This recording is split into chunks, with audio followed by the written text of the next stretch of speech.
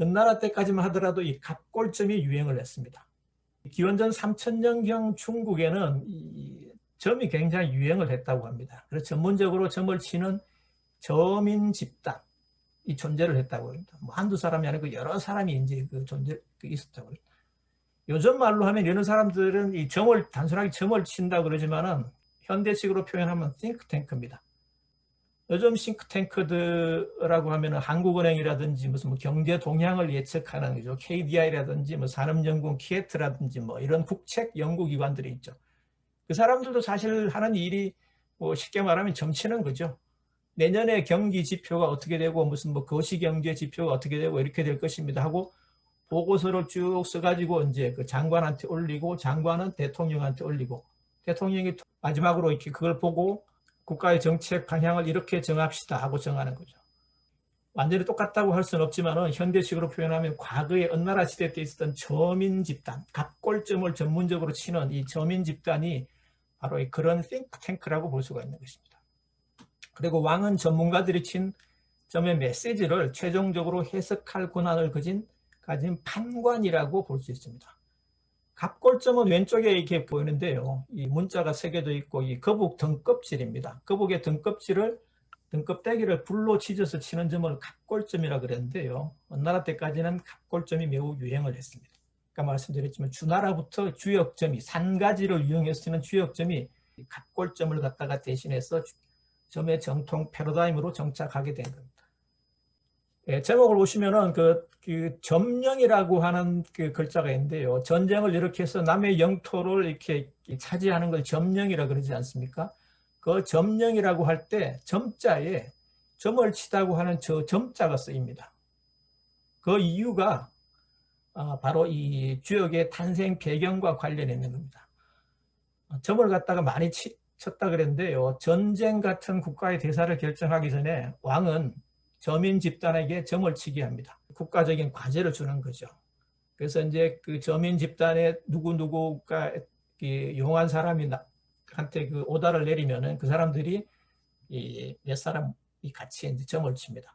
그래서 모년 모월 모일에 A국을 상대로 전쟁을 하려는데 어떠한가? 점괘를 갖다가 한번 뽑아보는 거죠. 왼쪽에 이 갑골점 문자 보면은 신유라고 되어 있죠.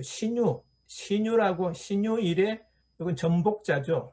글자가 이렇게 되어 있는 전복자죠. 신유일에 점을 쳤다고 하는 기록이 있는 겁니다. 과연 이게 승산이 있겠는가? 그래 갖다가 점을 쳐서 알아보는 겁니다. 그 점을 치는 구체적인 방법은 거북의 등껍질에다가 글귀를 새깁니다. 좀 전에 말씀드렸던 요 내용을 글귀를 새기고 그 거북 등껍질을 불로 지집니다.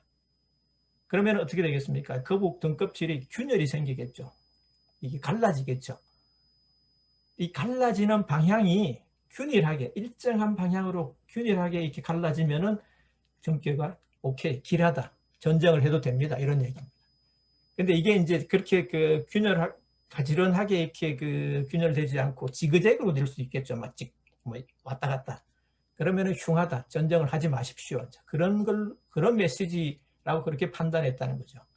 그래서 전쟁을 일으키기 전에 점을 쳤기 때문에 점령, 점거 같은 데는 다 점을 의미하는 이 점자가 쓰인 겁니다. 그래서 이런 단어만 우리가 보더라도 그 유래가 주역과 관련되어 있다고 하는 걸 알 수 있고 주역점이라고 하는 게 개인적으로 내가 무슨 뭘 하려고 하는데 뭐 이렇게 잘 될까 하는 그런 차원이 아니라 국가적인 대소사, 국가의 경영에 필요한 의사결정 과정에서 정책 결정 과정에서 필요한 그런 판단의 근거를 마련하기 위해서 시작된 게 바로 주역이라. 언어라고 하는 은나라 시대의 유적지에서 1만 7천여 건, 좀 전에 보신 그 갑골문, 그 거북 등껍질 이런 점친 기록이 한 1만 7천여 건의 갑골문이 무더기로 출토된 적이 있습니다. 근데 여기에는 보면은 이 주문의 글귀, 그러니까 몇 년, 몇 월, 며칠 날, 몇 시에 전쟁을 하려고 하는데 오케이 괜찮아? 하고 물어보는 주문의 내용뿐만 아니라 결과까지도 기록되어 있습니다.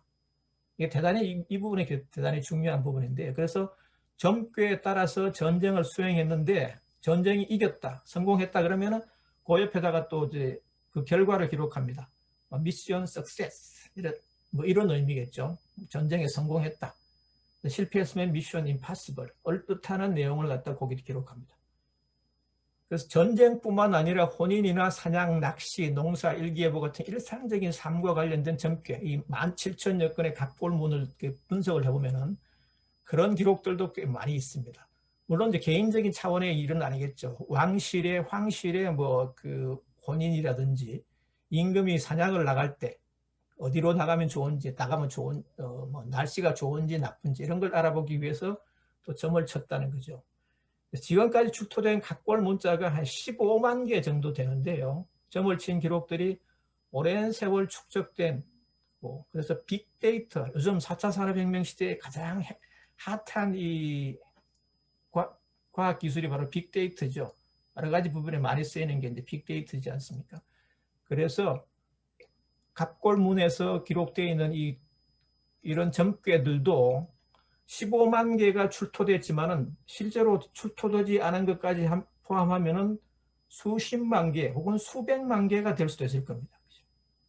그렇게 이제 빅데이터가 이제 쌓이게 되고 그걸 의사결정에 참고했던 것이죠. 그리고 중요한 건 실패한 데이터는 대부분 탈락을 시켰습니다. 미션 임파서블이라고 기록된 부분들은 다 이제 없애버렸죠. 왜냐하면 왕의 입장에서는 점괘가 잘못된 부분들은 아무래도 정치적인 부담이 될 수도 있겠죠. 그래서 그런 기록들은 다 이제 삭제를 해버리고 없애버렸다. 성공한 점괘만 주로 모아서 보관을 했습니다.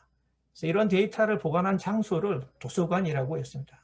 지금 우리가 하는 이 3분 도서관 할 때 그 도서관이라고 하는 게 유래가 아까 그 주역을 갖다가 고안할 때 참고한 그 두 가지 다이어그램 형식의 그림을 보셨죠? 하나는 하도고 하나는 낙서라고 했지 않습니까? 하도할 때 도자와 낙서할 때 서자를 따서 도서관이라고 하는 이 단어가 유래를 한 겁니다. 그래서 도서관은 처음에 뭘 했냐? 하도와 낙서를 비롯해서 갑골문에 기록된 이런 빅데이터들을 갖다가 저장하는 그런 공간을 도서관이라고 했던 것이죠. 요즘과 비슷하죠. 요즘도 책이라고 하는 게 그런 거지 않습니까? 그래서 수천 년간 이런 데이터들이 축적되다 보면은 수천 년입니다. 수십 년도 아니고 수백 년도 아니죠. 그러면 진짜 우리가 얘기할 수 있는 이 빅데이터가 생길 수 있겠죠. 그러면 실패한 것들은 다 이렇게 없애버리고 성공한 것들만 모아서 이렇게 응축시키는 거죠. 그래서 성공률이 100%에 접근하고 실패율은 제로에 접근하는. 그래서 과학적 의미의 의사결정 맵 참고 자료가 탄생합니다. 이것을 가지고 주역의 괴사나 효사로 활용한 겁니다. 그러다 보니까 주역의 괴사와 효사가 아까 잠깐 말씀드렸듯이 고도로 응축된 그런 내용으로 상징적인 언어 체계로 구성이 되는 겁니다. 그러다 보니까 이제 우리가 인문학적인 상상력을 갖다가 발휘해야 그 데이터 속에 들어있는 속뜻을 갖다가 짐작할 수가 있는 것입니다. 그래서 바로 이제 주역을 갖다가 쉽게 공부할 수 있는 게 그런 부분입니다. 그래서 옆에 제가 이렇게 기록을 해놨지만은 주역은 한마디로 말씀드리면 집단지성의 결과물입니다. 저민 집단이라고 하는 집단에서 쓴 이 점괘를 갖다가 이렇게 모아서 쌓인 빅데이터들을 근거로 해서 국가 경영에 필요한 의사결정 맵을 만들어요. 그 의사결정 맵이 참고 자료가 바로 빅데이터이고 그것이 바로 주역으로 연결된다는 겁니다. 그래서 이런 탄생 배경을 갖다가 조금 이해를 하시면 주역 공부에 조금 도움이 되실 것 같다는 게 제 생각입니다.